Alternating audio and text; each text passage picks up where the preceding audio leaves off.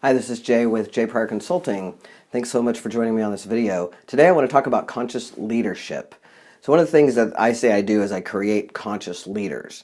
Part of that is just by my experience in my life, having walked in the world for over half my life in woman's skin, now moving into man's skin.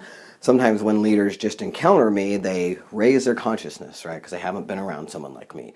But I also educate and teach and ask people to really take themselves on and look at what is their impact in the world, right? Are you conscious of your impact? And so one of the things we start with in terms of becoming a conscious leader is starting to understand how to get into someone else's world. So I want to explain that today. So there is our planet, right, that we're on, and we have grass and trees and nature, and we have bricks and building and all of that, and that's our planet that we're on.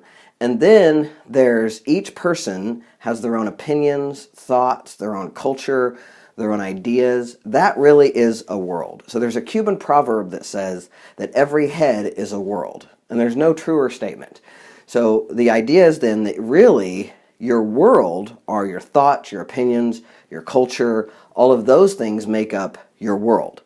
So if we look at it from that view, then we can know that we can be working at the same company as someone and be in a totally different world. We can be in a marriage with somebody and still be in a completely different world as they are, right? So the idea is that every single person's head or their world is, each person has their own world that they're living in.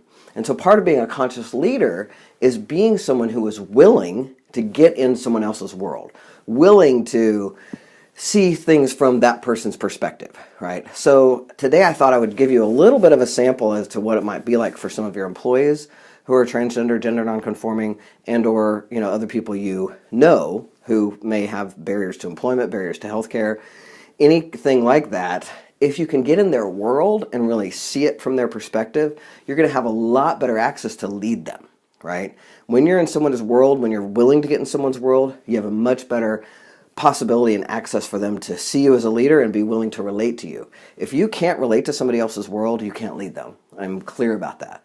So a transgender gender non-conforming person, one of the stresses, first of all, if someone is finding a job in and of itself can be hard for people. So there's a couple of reasons for that. One, you have people who, there's not that many of us, right? I mean, we're more of the population than I think people think. However, there's not that many of us. So when you're in a workplace and you're an out transgender person or gender nonconforming person, oftentimes you're the only one, right?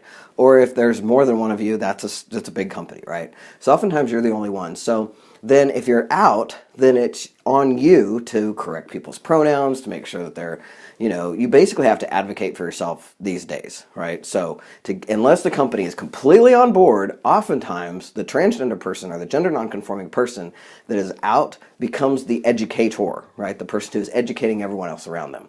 So imagine just trying to have your day, right? Just trying to do whatever job you're doing.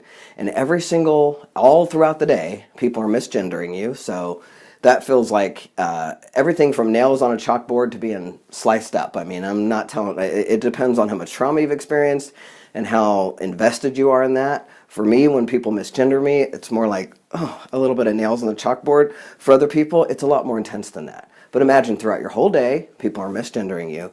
And so the onus is on you to educate people, right? Every time you have to go to the bathroom, you have to think about it. Like, not just think about it like, oh, where do I go to the bathroom? But am I safe? Is it okay to go to the bathroom here? Like, all those questions come up for you. So then once you have a job, right, again, like, it's hard to find a job because you are maybe someone is expressed as masculine in their driver's license, and all their documentation reads them as female and female pronouns and birth certificate and the name on the driver's license, all that stuff, right? So even just going through the work of finding a job for a transgender person, there's an extra layer, right? There's just an extra layer of stuff. And so then on the job, like I mentioned, all day long. So my point is, because I don't want to go on for very long about this, I don't want this video to go too late, but I do want you to get the point, right? The point is, can you get in other people's worlds?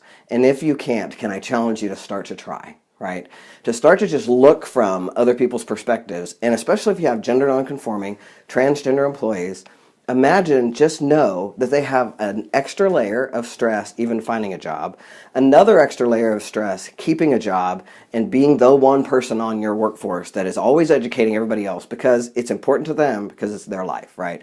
That's the reality for a lot of transgender, gender non-conforming people in the workplace. Regardless, if you want to be a conscious leader, I want to encourage you to start to flex your muscle. Again, everything I teach is a muscle. Start to flex your muscle around getting in other people's worlds, because it is a powerful tool and it will serve you everywhere in your life. Get in your spouse's world, get in your children's world, get in the world of the teachers of your children. Like, look at it from their perspective, and you're going to see a new perspective, and it, I think, will generate some compassion for you around other things that other people have to deal with that you may not. Thanks again for joining me. As always, I appreciate your time and attention. If you have any questions, please shoot them our way, and or come to our website and find out what we're up to. Love to talk to you. Thanks. Have a great day.